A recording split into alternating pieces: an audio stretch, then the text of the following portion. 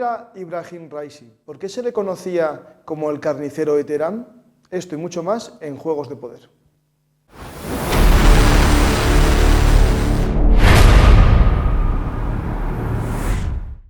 Hola a todos, hoy en solitario vamos a intentar explicaros lo que está sucediendo en este mundo tan convulso. Viajaremos de Oceanía a Asia y de Asia a Europa para conocer qué está sucediendo en este mundo geopolítico con muchas fichas en movimiento y cada vez más locas. Comenzamos el programa en Nueva Caledonia.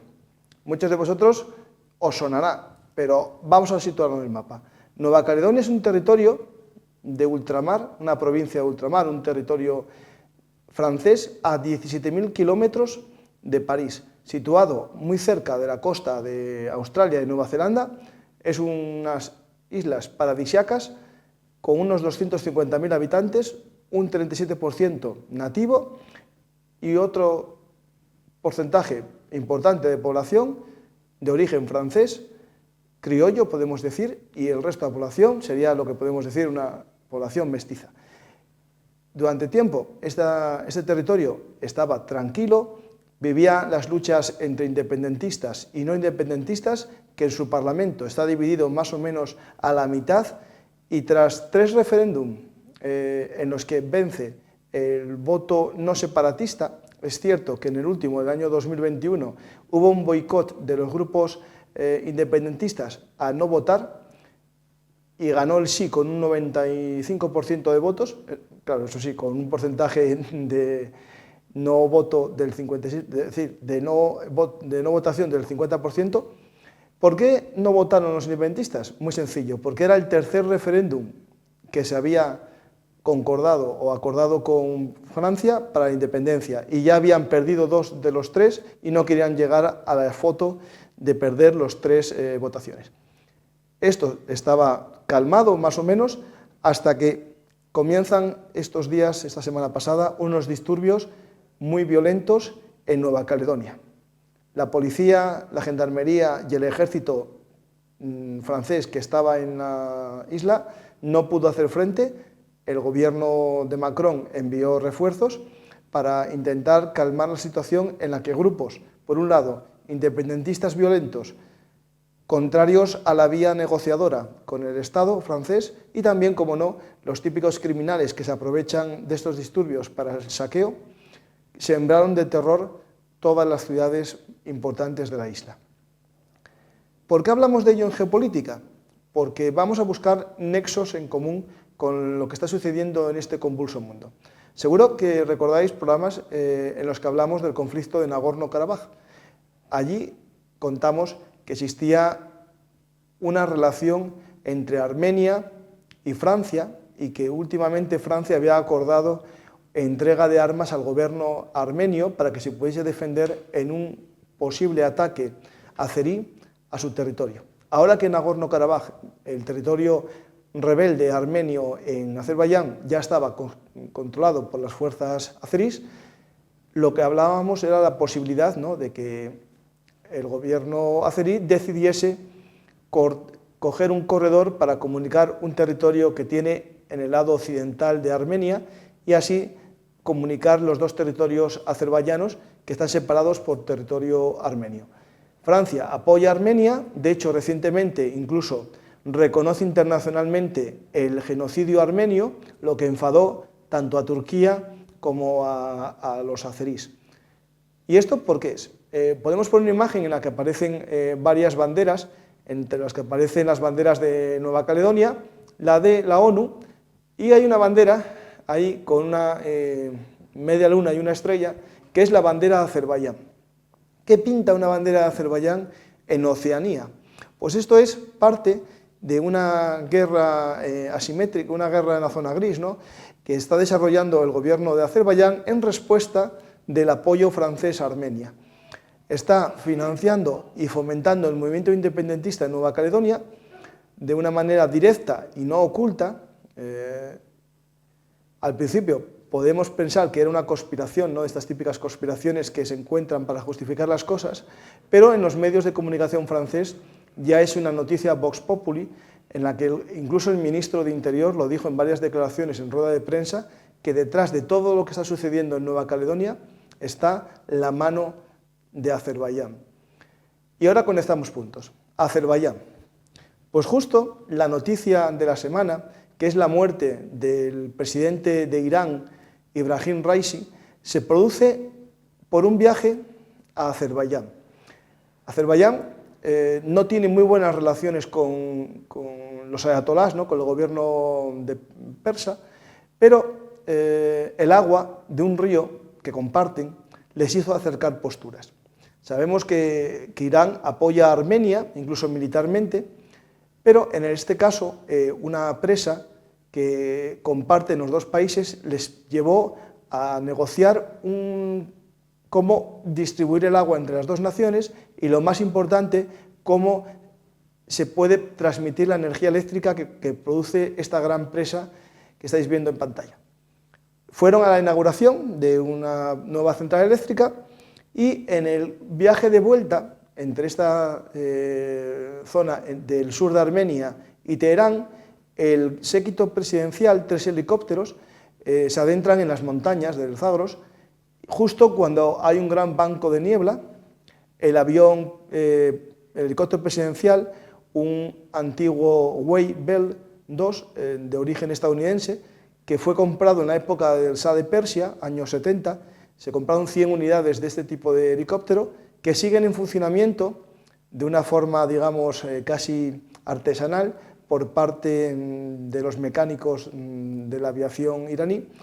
El helicóptero desaparece, las primeras noticias es que era un aterrizaje forzoso y comienza la búsqueda. Algo extraño, ¿no? Si es un aterrizaje forzoso, lo más lógico es que supiesen dónde estaba o que hubiese una comunicación con los pilotos. Al principio dicen que hablaron con los pilotos y no dicen nada del estado de salud del presidente, y posteriormente lo que dicen es que ya tienen que buscarlos como si fuese un accidente. Ahí entra en juego un dron turco, que solicitan a Turquía que les envíe un dron con una buena, digamos, equipo de navegación sin visión y también visión, digamos, nocturna, y es este dron de fabricación turca el que descubre el lugar del accidente.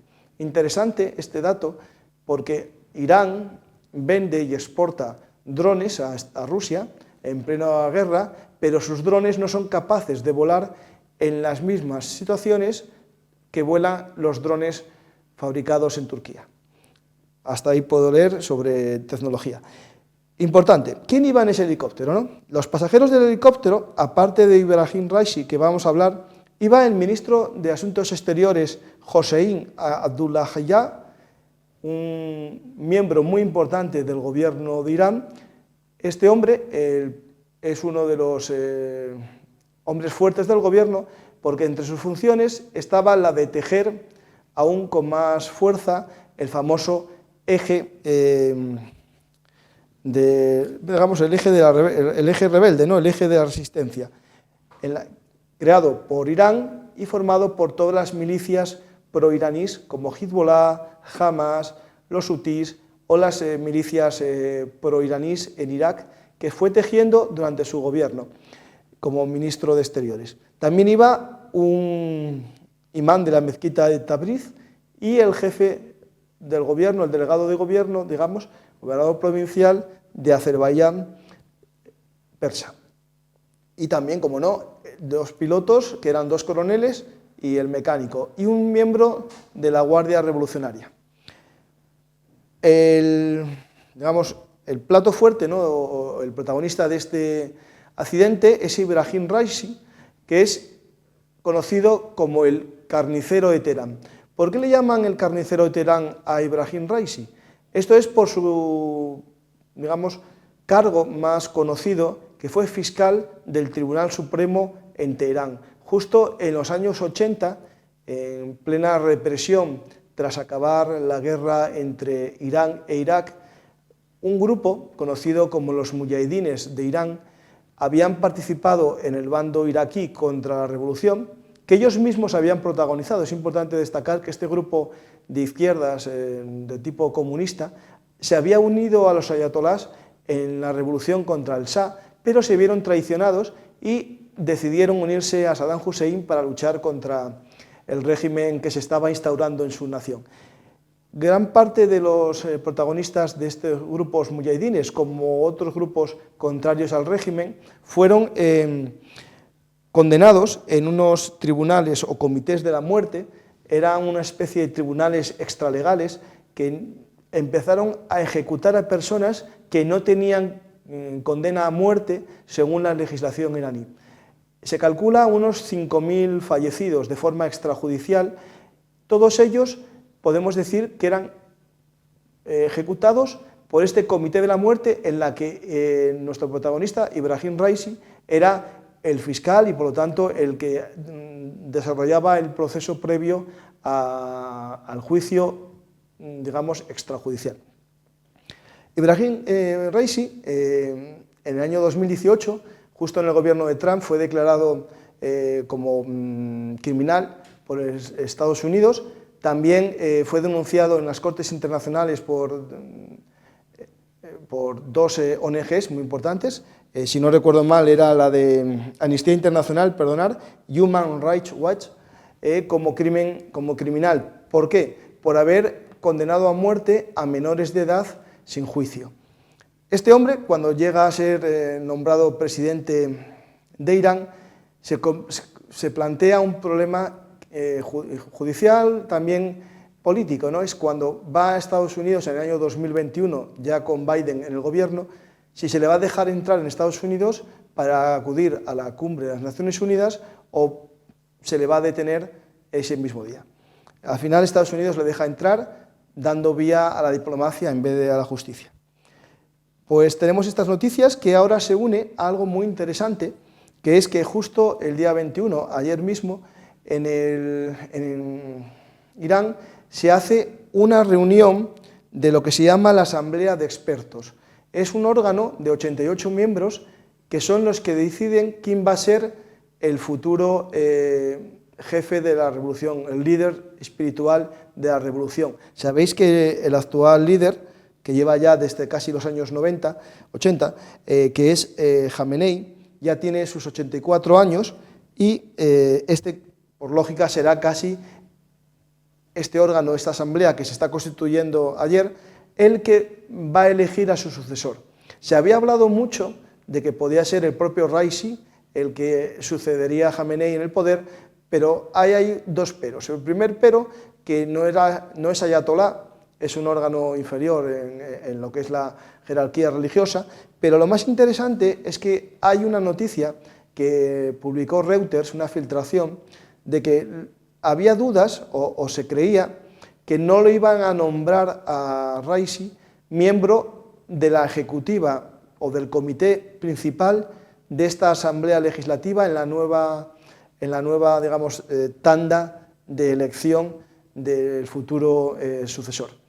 Lo digo porque es extraño, ¿no?, que todo se va compaginando. El Raisi había perdido mucha simpatía en el país por su mano dura y puede ser que los propios ayatolás quisieran librarse de él. Hasta ahí puedo leer, no estoy diciendo nada más, que está sucediendo dos cosas a la vez, ¿no? Por otro lado, tenemos a Kermani, este hombre que aparece en pantalla. Kermani es el hombre fuerte de la actual asamblea de expertos y puede ser que sea él el futuro ayatolá principal, ¿no?, el futuro líder de la revolución, o al menos el que dirija en la sombra la elección del futuro líder. Nos vamos ahora a Israel a ver un poco qué está sucediendo en la crisis de Gaza. La primera noticia tiene que ver con el anuncio por parte del Ejecutivo español de que va a reconocer al Estado palestino.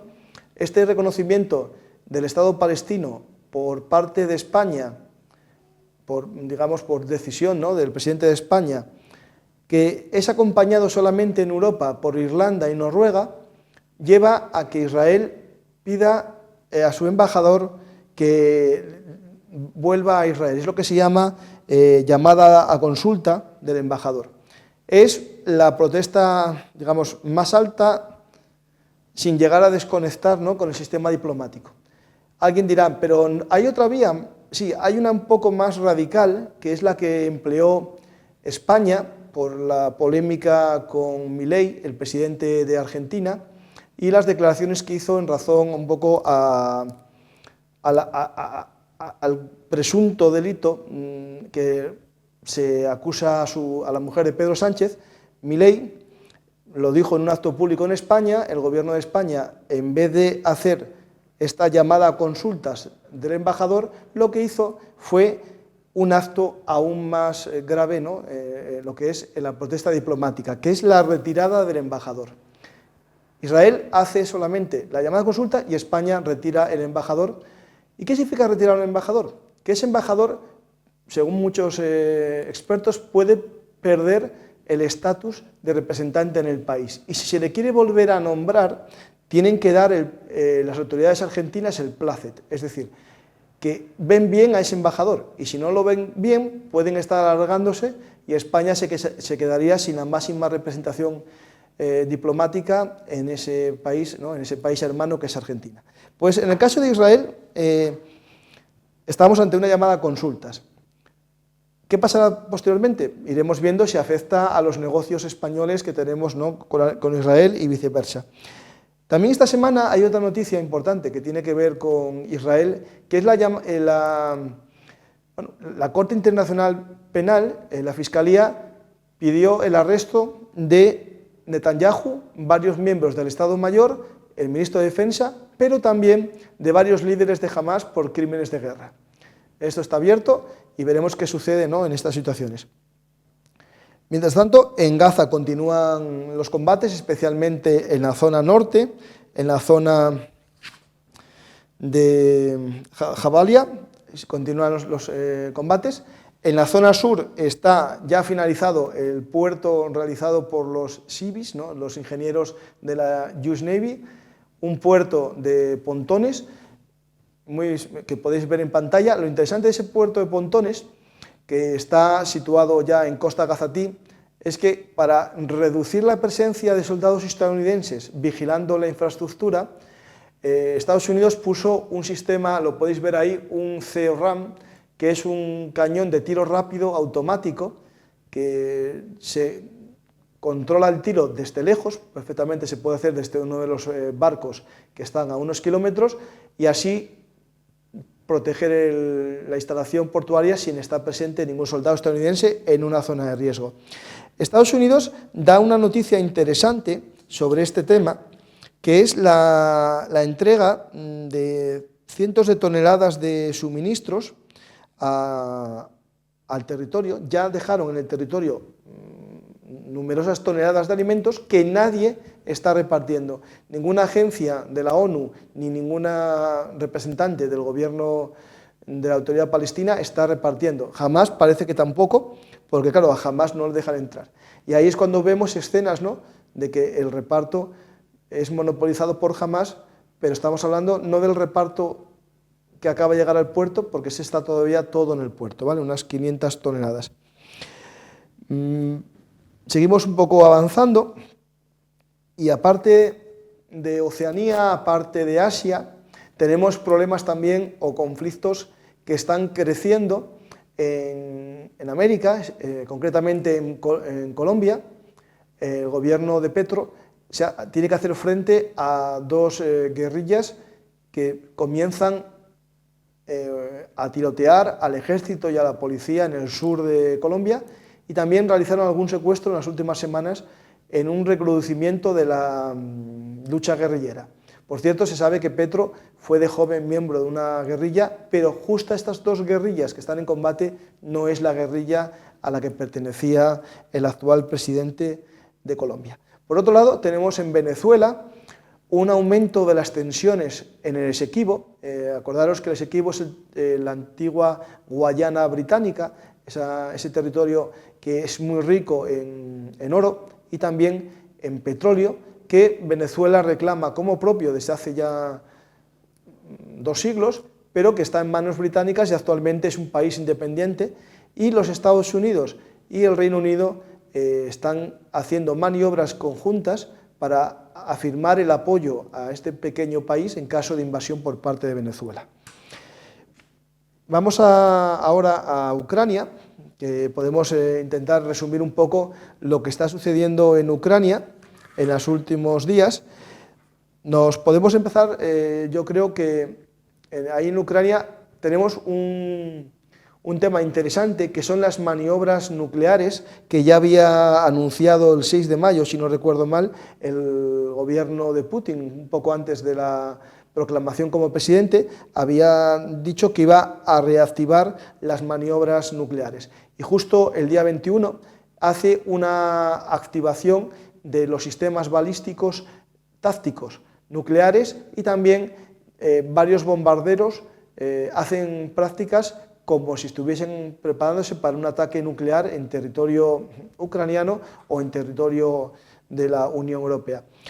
Todo esto forma parte un poco del espectáculo, ¿no?, de la línea roja, la amenaza nuclear, que espero que no llegue a nada más que eso que estamos viendo, ¿no?, de esa amenaza que cada vez que Occidente apoya a Ucrania, comienzan las amenazas. Vamos a ver un poco qué está sucediendo en Kharkov, en la zona de Kharkov. Vamos a Kharkov, quitar Zaporilla, a Kharkov, ahí justo. Tenemos Kharkov, ahí podéis ver un poco el avance ruso en el norte del Oblast de Kharkov. Veis un pequeño avance en el mapa, pero realmente tiene cierta profundidad. Podemos ver, en primer lugar, cuál era el objetivo de este ataque, ¿no? Ahí se filtra, en el Instituto de Estudios de la Guerra estadounidense, comentan una noticia de Economics, que justo, sí, el Economics, de hace 2 días, que decía que el objetivo que tenía Rusia en este ataque en Kharkov, perdonad, era llegar a tomar una cota o llegar a tomar una posición en lo que veis, esa circunferencia alrededor de la ciudad de Kharkov, viene a indicar el alcance de medio de la artillería, es decir, ahí si Rusia llega a entrar en esa zona, tendría bajo fuego de artillero la ciudad de Kharkov. Ese sería el objetivo que ellos creen de esta operación rusa en este oblast. No llegar a tomar Kharkov, que es una ciudad muy grande, 1,5 millones de habitantes, llevaría un combate urbano muy duro.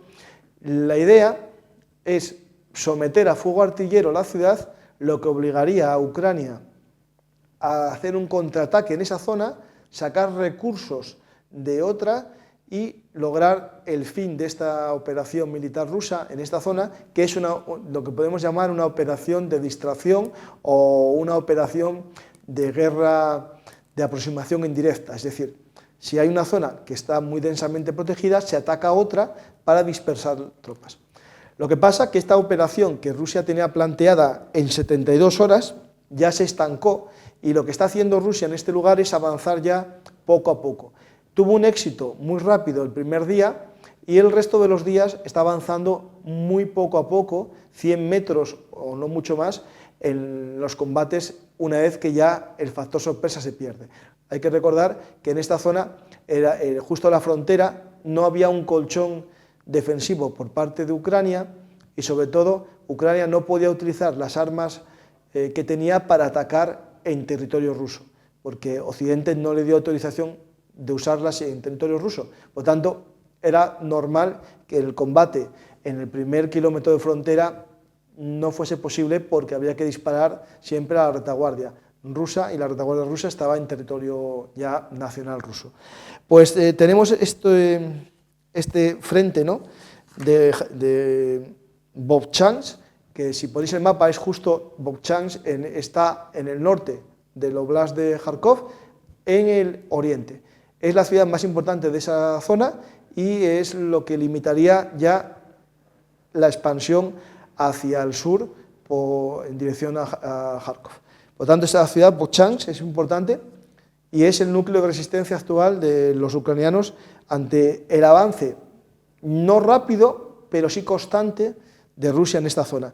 ¿Qué está usando Rusia? Aquí es interesante un informe de varias fuentes abiertas, es el hecho de que hay gran presencia de soldados mercenarios de origen africano en el ejército ruso, que son empleados en estas unidades de asalto, ¿no? Estas unidades de combate, de ataque directo, casi sin unidades blindadas. Atacan en masa de carne, ¿no? En masa humana. Estas unidades de soldados africanos son acompañados o instruidos en estas cargas por exmiembros de la Wagner, perdón, de la Wagner, bueno, es casi lo mismo, de la Wagner, que algunos estaban en Rusia desde la disolución de Wagner y otros son miembros del famoso Africa Corps, que es lo que está sustituyendo a las PMCs rusas en África. Se está viendo, y ya se había constatado en medios de inteligencia como los británicos, que había habido un movimiento de soldados rusos y también mercenarios africanos desde el Sahel hacia Rusia. Y ahí están en esta zona creando una distracción para debilitar a Ucrania en el resto de frentes que vamos a ver. Vamos a fijarnos ahora en Kupiansk, una zona que hay pocos avances. En la zona de Kupiansk no se ve grandes avances por parte de Rusia. El único gran avance es al sur de Makivka, que está al noreste de Kremina. Hay un pequeño avance ruso, ahí la mancha amarilla que veis más abajo, ahí hay un pequeño avance. Y después también en la zona central, cerca de Makivka, hay un avance en un pequeño bosque por parte de Rusia. Seguimos avanzando en el frente hacia el sur y nos vamos a la zona de Bakhmut-Chasiv-Yar.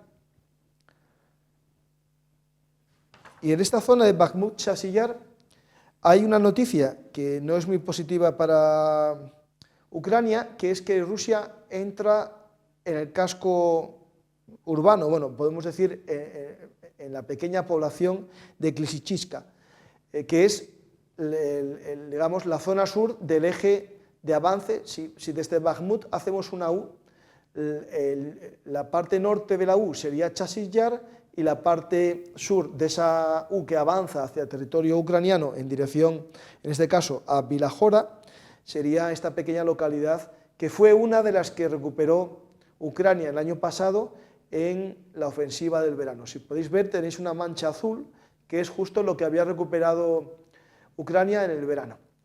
Chasiv-Yar sigue igual, eso sí, sometido a duros ataques ya de artillería y también de aviación por parte de Rusia. El mapa sigue descendiendo, nos vamos a la zona de Avdiivka. En Ocheretine está todo igual, más o menos no hay grandes cambios.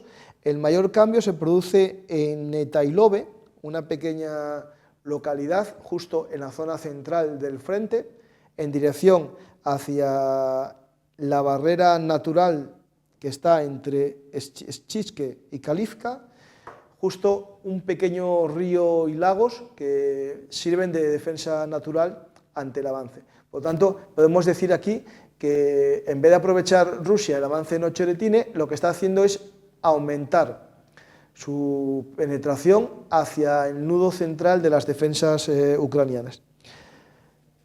Todo esto poco a poco, con gran desgaste por parte de Rusia, pero recordando siempre que parece que Rusia no tiene una gran mella en su esfuerzo militar, pese a las pérdidas. Iremos viendo si esto es así durante mucho tiempo o empieza a reducirse. Lo que sí se está viendo, según analistas, es el aumento de la artillería por parte de Ucrania. Bocas de cañón que estaban sin usar, ahora empiezan a disparar y está aumentando consecuentemente la pérdida de artillería ucraniana en el fuego de contrabatería rusa. Hacía tiempo que no se veía en los listados de bajas de Andriy Perpetua casi piezas artilleras y en los últimos días vemos que Ucrania pierde o le dañan numerosas piezas de artillería. ¿Por qué? Porque están disparando y al disparar son detectadas. Seguimos descendiendo en el mapa hacia la zona de Donetsk City y ahí tenemos un pequeño avance ruso en la zona de... Perdón un momentín, que ahora estoy un poco perdido con los nombres estos. Es en la zona de Pisky.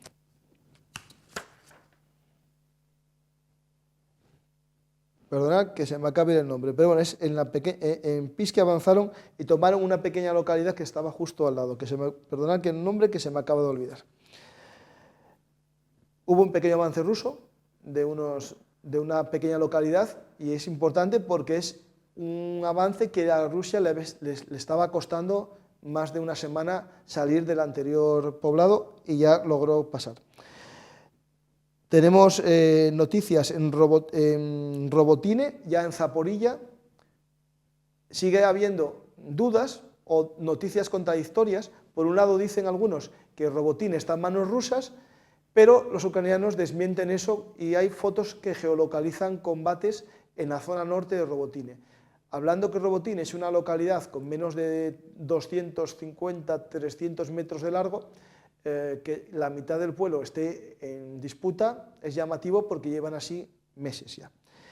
Nos vamos al Dnieper, que hay noticia de que Krinky, por un lado Rusia declara que ya tiene el control de toda la localidad, pero siguen noticias y vídeos de soldados ucranianos en la ribera del río Dnieper, justo en Krinky, combatiendo. Nos vamos a una noticia que tiene que ver con el ataque en la retaguardia profunda rusa, que es el ataque con 3 misiles Atacam al puerto de Sebastopol. Ahí se destruye o se daña un pequeño barco misilístico, el Cyclone, un barco de la clase Proyecto 22.800, que es el único barco que le quedaba a Rusia con capacidad de lanzar misiles de crucero. Es cierto que, según muchas fuentes, este barco no lanzó ningún misil de crucero en la guerra, lo que nos viene a indicar que puede que estuviese ya fletado el barco, estuviese ya inaugurado, pero sin capacidades reales de combate, porque es muy extraño que, teniendo capacidad de lanzar misiles Iskander, no los haya lanzado. A Rusia, de todos los que tenía en esta zona, que llegó a tener, supuestamente iba a tener 6 misiles de este tipo, 6 barcos misileros, a día de hoy no le queda ya ninguno. 2 fueron trasladados de estos que tenía, el Amur y el Tucha, al mar Caspio para poder lanzar los misiles sin miedo a ser atacados por Ucrania. ¿Por qué a este no lo movieron? Pues puede ser porque no tuviese nunca capacidad para disparar, que no estuviese todavía, digamos, en pleno funcionamiento. Es un barco nuevo del 2023, creo que era, me parece. Tenía un año este barco, sí. Por otro lado, sabéis que hubo un cambio en la cúpula del gobierno, que ya os contamos la semana pasada, y habíamos hablado ya de varios casos de corrupción, y Rusia continúa limpiando trapos sucios en público. Lo hace con un objetivo, que es demostrar que pese a todo luchamos con la corrupción, y también es una forma, digamos, de culpar a la corrupción de los no avances militares. Esta vez la cabeza de turco, nunca mejor dicho, es el general de división Iván Popov. Este hombre, Iván Popov, es denunciado por el robo o la venta de 2.000 toneladas de productos metálicos, es decir, de ferralla, que se iba a utilizar para la construcción de sistemas de trincheras, búnker y demás en la guerra en Ucrania. Se le habla que ganó en este desfalco unos 100 millones de rublos, al cambio 1 millón de euros, en este caso de corrupción. ¿Por qué hacen esto? No es porque sea el único corrupto, seguro. Lo hacen para intentar mostrar al pueblo que hay un intento de verdad por mejorar la calidad del ejército ruso. Hay más noticias interesantes, pero yo creo que estos días que nos quedan hasta el próximo programa de Juegos de Poder, podéis disfrutar en Oviedo y en Gijón del Día de las Fuerzas Armadas, en la que el ejército español, nuestra armada y nuestro ejército del aire os mostrarán sus vehículos, sus aeronaves, sus buques y, como no, sus hombres en el desfile que se hace el sábado y también el desfile naval del viernes en Gijón. Os espero ver por Oviedo o por Gijón, disfrutando de nuestras Fuerzas Armadas y también sabiendo el papel esencial que tienen nuestros ejércitos en el mantenimiento del orden democrático, como establece la Constitución, y creo que cada vez que veis un juego de poder os daréis cuenta de la importancia que tiene la cultura de defensa para que no nos pase lo que pasa en otros países. Como decía Flavio Vegecio Renato, si vis pacem para bellum, si quieres la paz, prepárate para la guerra. Ojalá todo lo que veamos en los desfiles solo sea para desfilar y que España no tenga que emplearlos jamás en una guerra. Al final lograron su misión. El ejército no está pensado solo para la guerra, está pensado para que no haya guerra. Y si un ejército genera la sensación a su enemigo de que no le puede derrotar, seguro que no le declararía la guerra. Y esto es algo que en Juegos de Poder os lo contamos muchas veces. Pues nada, a celebrar el Día de las Fuerzas Armadas aquí en Asturias, y gracias a todos los que venéis de toda España a mostrarnos vuestro trabajo. Gracias a todos los miembros del Ejército Español.